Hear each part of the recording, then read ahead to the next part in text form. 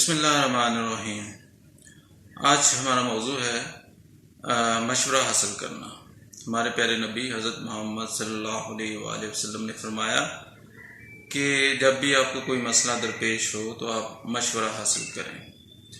تو ایکچولی یہ جو مشورہ حاصل کرنا ہے یہ ایک ریسرچ بیسڈ اپروچ ہے جو ہمارے پیارے نبی حضرت محمد صلی اللہ علیہ وآلہ وسلم نے آج سے 1400 سال پہلے ہی بتا دیا، ہمیں بتائی۔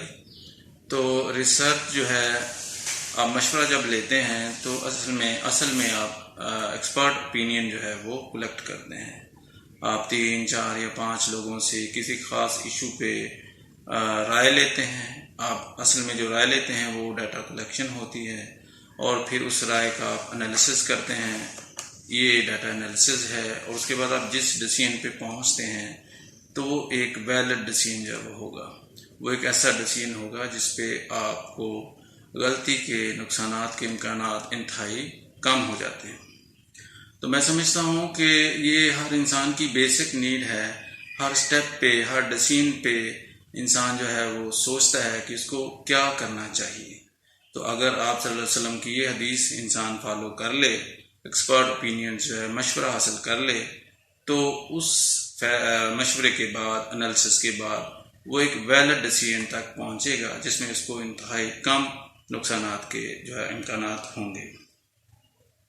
اس کی ایک مثال ہے کہ اگر ایک آدمی گاڑی جو ہے وہ خریدنا چاہ رہا ہے، تو گاڑی خریدنے کے لیے اس کو ان لوگوں سے مشورہ کرنے کی ضرورت پڑے گی جو گاڑیاں چلاتے ہیں یا گاڑیاں جو ہے وہ پرچیز کرتے ہیں، یا جن کو اس کی بیسک انفارمیشن ہے گاڑی سے ریلیٹڈ۔